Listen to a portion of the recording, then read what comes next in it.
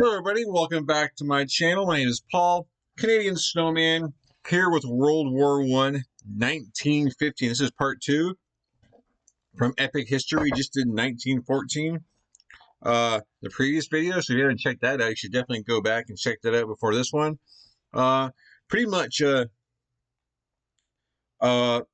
all the pieces are kind of in place. The first one kind of is the introduction of basically why you know where the war started, and just kind of like the armies kind of maneuvering themselves in position, pretty much. And yeah, now we're just gonna like everyone's in position, and now I think things are obviously gonna start heating up big time. So that's gonna be very interesting to see. I mean, you can watch a million World War One like documentaries and stuff, but they're all not going to be the same. So like you might already know a lot of information, in when you watch a documentary, but there's always going to be information that that's new that you didn't know of and stuff like that. Just like for me so far with the first one, where what is it like? I can't think off the top of my head, but some stuff in Africa and then like South America, like some of the Navy stuff. I can't remember really the countries involved. Sorry, my memory is horrible. But it's like still stuff like that I like is like I just didn't know about, and it's just that like stuff like that's not where because everyone knows like France and Germany, like the trenches, because that's the main thing. But you don't hear so much about like the little things behind the scenes, like the other countries, little battles. And that's what I like when it comes to the wars like World War One, World War Two, like the big well known wars where you pretty much know like the storyline, the main storyline of things. It's kind of cool to see the kind of behind the scenes things that never gets talked about. And I really appreciate you guys in the comments, because you guys, it seems like every video helped me out and give me these little facts that I never knew about, which I always thought was really cool. So I really want to say thank you guys for little bits of information that you guys throwing in there in the comments that that you really wouldn't think about, or you probably wouldn't know unless because I know like a lot of you guys probably I'm like, because I'm not a history expert whatsoever, but like I love learning. I love watching documentaries. I love learning stuff, even though a week later I might forget like 99% of what they just told me, which is also nice because like in a few months or like in a month, who knows, like whenever like someone else has a World War One series out, it'll be cool to watch that, and because I forget, so it's kind of all new again to me. And plus, like I said, they'll have new facts and probably they cover different stuff. So it's always doesn't matter if you watch a different series on the same thing. It's always new. But anyways, I'm rambling on like I always do. But it's nice to kind of say, tell people kind of where you're coming from and how you feel about things. But anyways, before we get in the video, if you haven't yet, please hit that like and subscribe button, guys. Please and thank you. I really appreciate that, guys. You guys are awesome when it comes to that. And let's get to the video. 1915, guys. Let's do it.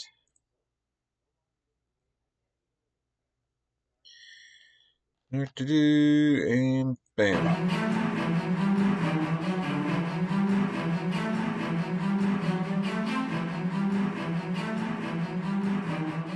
January 1915.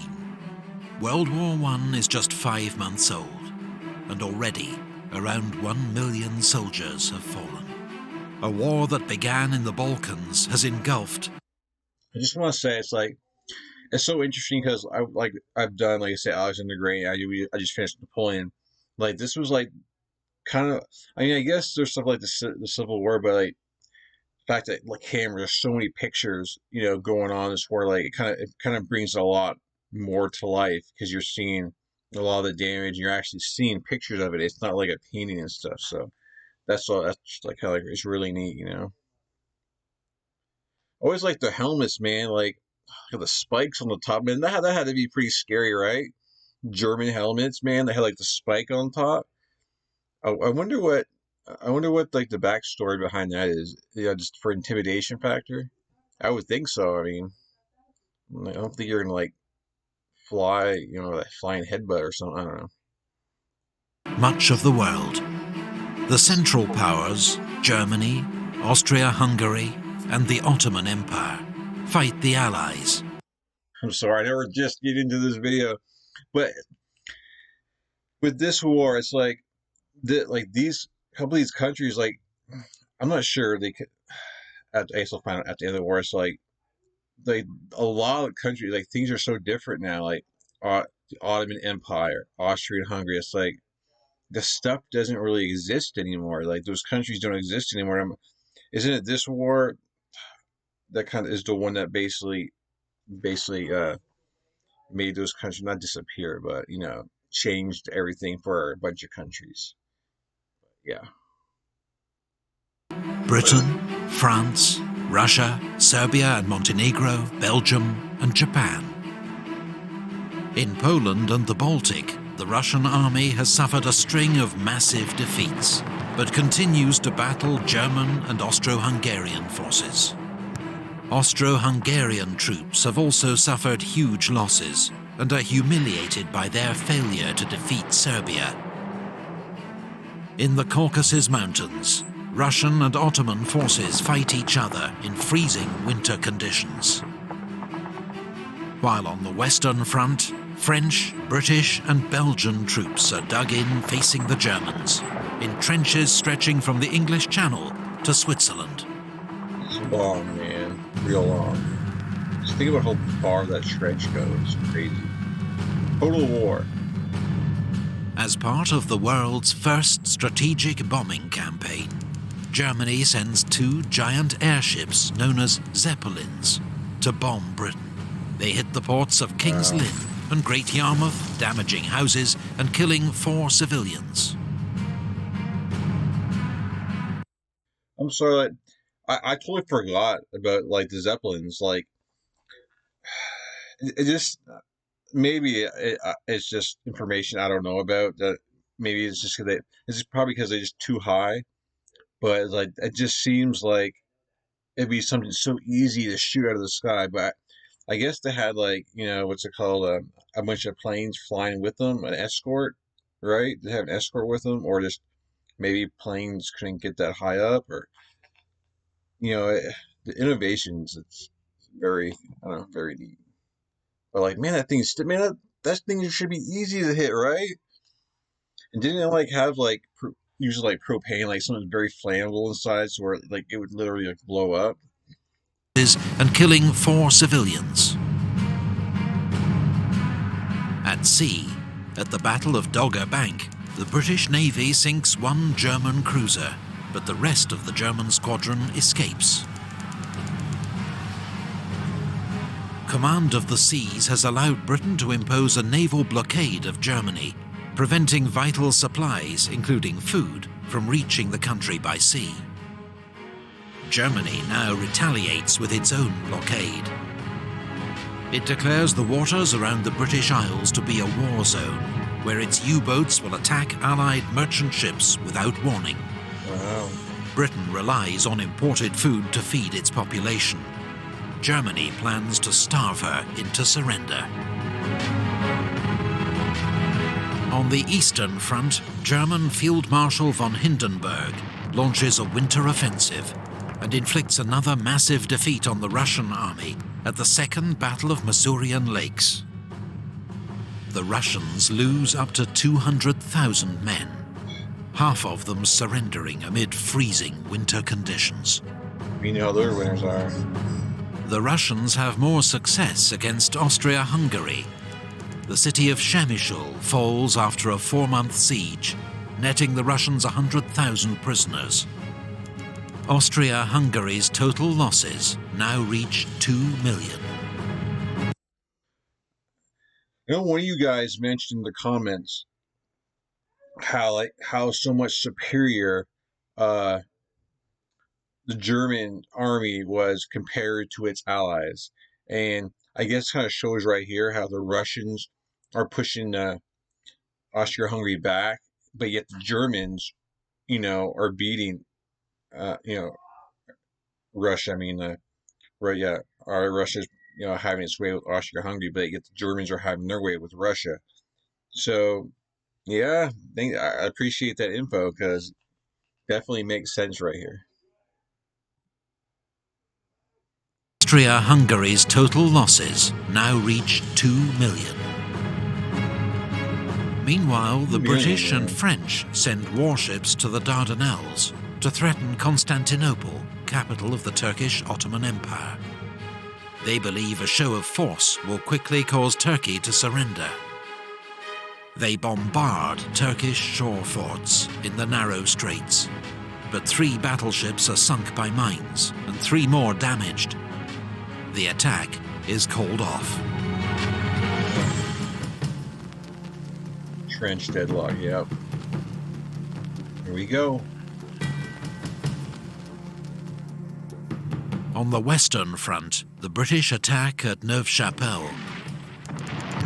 But the advance is soon halted by German barbed wire and machine guns. British and Indian units suffer 11,000 casualties, about a quarter of the attacking force.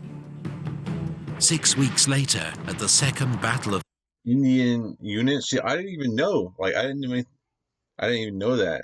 So maybe like just things like that is just it's just cool. Just little quirks like that. It's just cool to find out. Indian casualties. of the attacking force. 6 weeks later, at the Second Battle of Ypres, the Germans attack with poison gas for the first time on the Western Front. A cloud of lethal chlorine forces Allied troops to abandon their trenches. But the Germans don't have enough reserves ready to exploit the advantage. Soldiers on both sides are quickly supplied with crude gas masks as a chemical weapons arms race begins. Yeah, it's like that's like chemical weapons just start coming to play.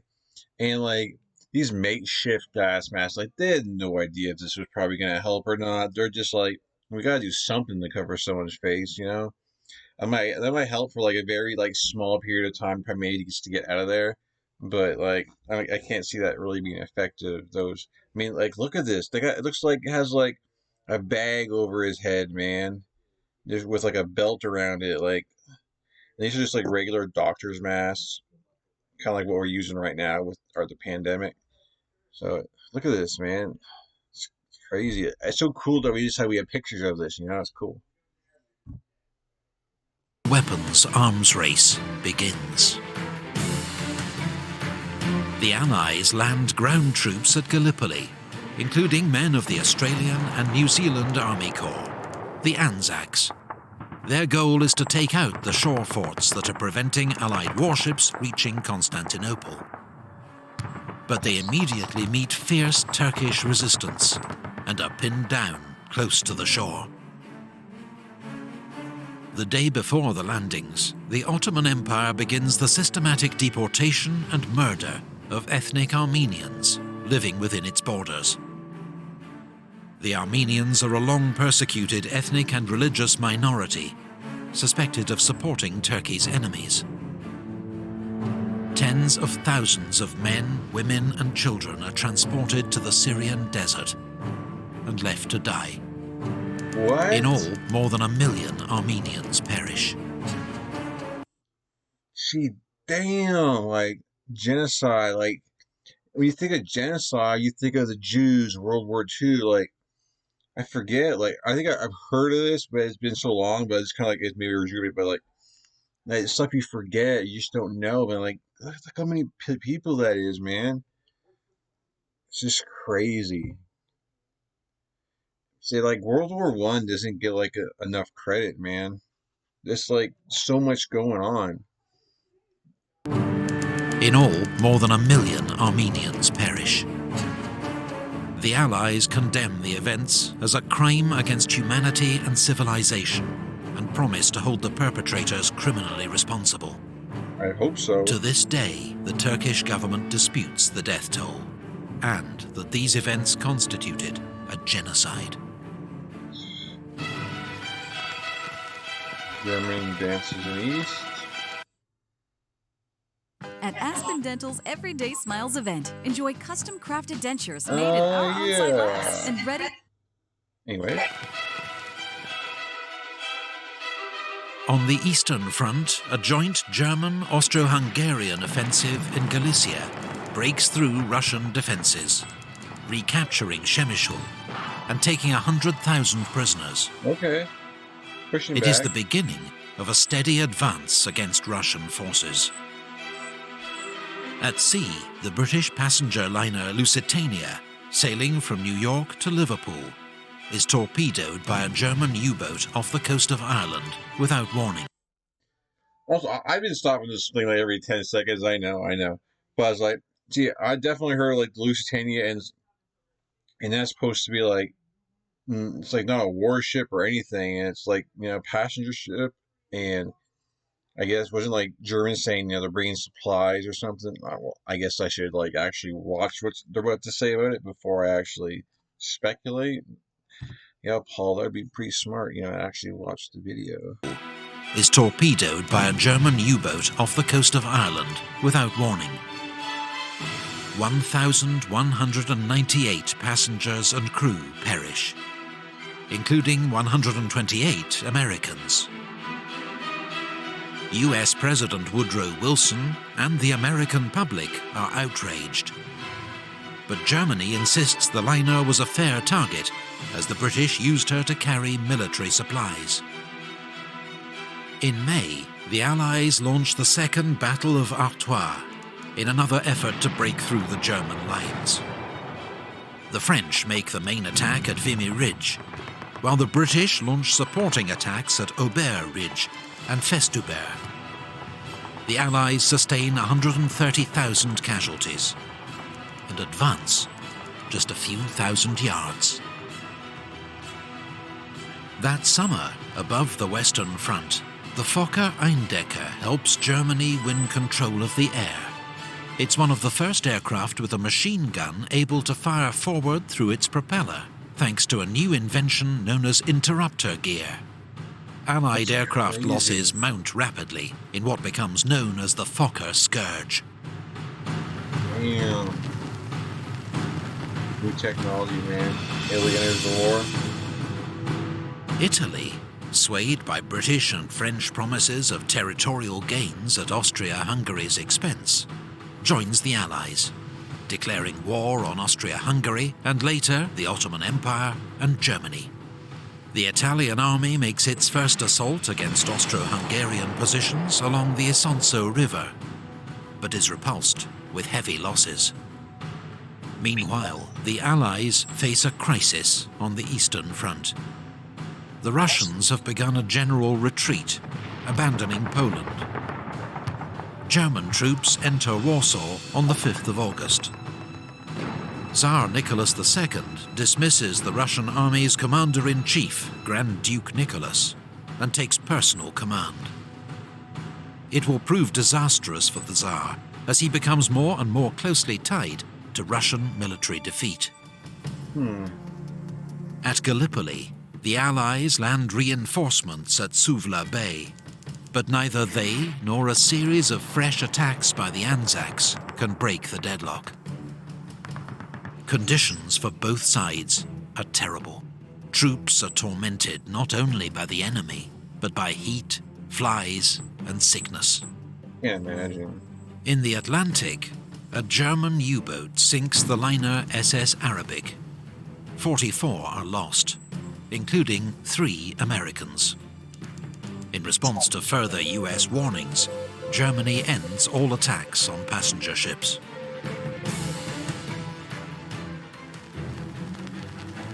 I can't believe like the U.S. isn't like in the war right now. Please don't like roast me in the comments for saying that. But I never mind. I'm never mind. I don't know. Sorry. On the Western Front, the Allies mount their biggest offensive of the war so far, designed to smash through the front and take pressure off their beleaguered Russian ally. The French attack in the Third Battle of Artois and Second Battle of Champagne. The British, with the help of poison gas, attack at loss. Despite initial gains, the attacks soon get bogged down, with enormous losses on all sides.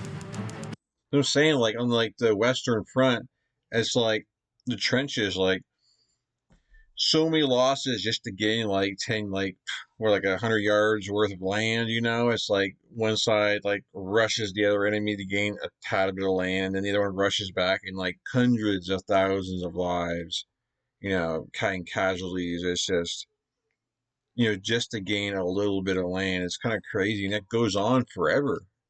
It seems like, right? With not much change.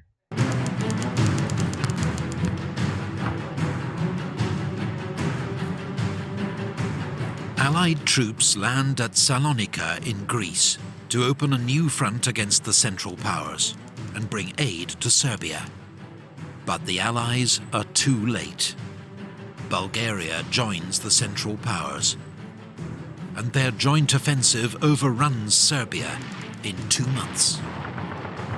That winter, the remnants of the Serbian army escape through the Albanian mountains. Their losses are horrific. By the end of the war, a third of Serbia's army has been killed, the highest proportion of any nation.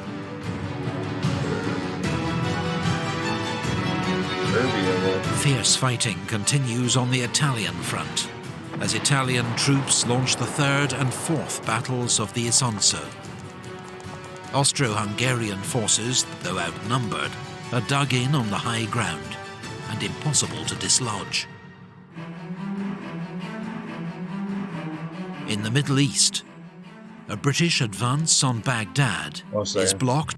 In the Middle East, I just want to say, like, Switzerland, man, like, I've said this in previous videos, man, they stay out of every world war, or any war in general, or like, but I also know it's like, they don't have to, their geography, it doesn't make any sense for someone to invade their country with how the mountains and geography is.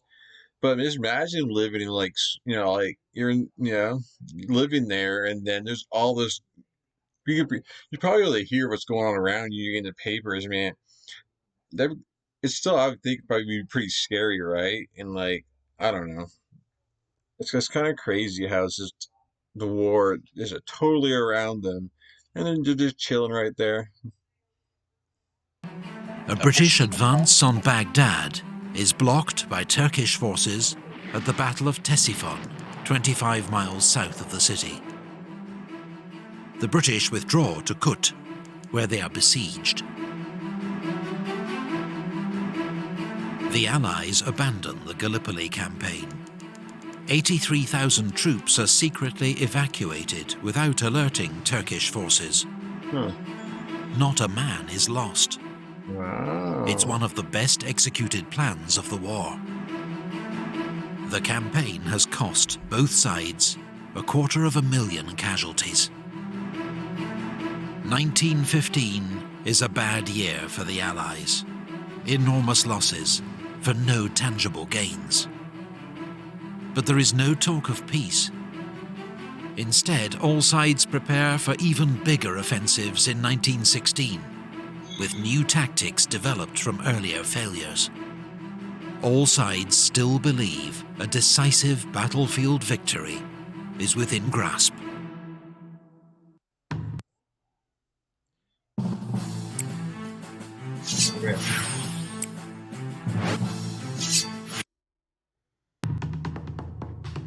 Epic History TV relies on the support.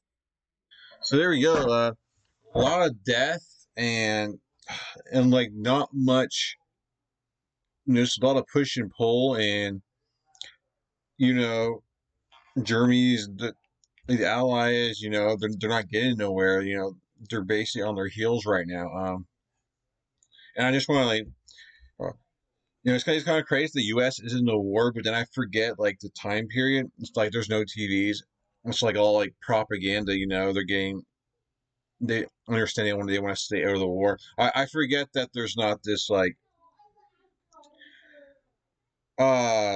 was a treaty to where countries, if ones go to war, the other ones kind of come along with them, just like the Canadians, their kind of the relationship, with Britain, that's like they go to war, the Canadians, follow suit to help out, right? Because they have that, the Commonwealth, and I forget that there's not that United Nations and that just the press is not what it is obviously today, or you know so I guess I understand that. Just in today's matter, U.S., the big superpower, is not included in the war. So it's kind of, and they're like just very interesting. Interesting stuff. But anyway, I hope you guys enjoyed this video. I have fun with these videos, and it's really cool to learn new stuff and then kind of get feedback of what you guys kind of think. So I appreciate you guys watching, and it looks like we're in for like a bigger year coming up, 1916. Let's see what takes place next. So yeah, Epic History doing a great job like always, great channel. But yeah, if you guys wouldn't mind, please hit that like and subscribe if you haven't yet. I'll catch you guys in the next video. Another great episode, good stuff. And yeah, I hope you guys continue the ride with me through this whole war and beyond, right? And beyond. So anyways, peace. And I'll definitely catch you guys in future videos. Thank you for watching.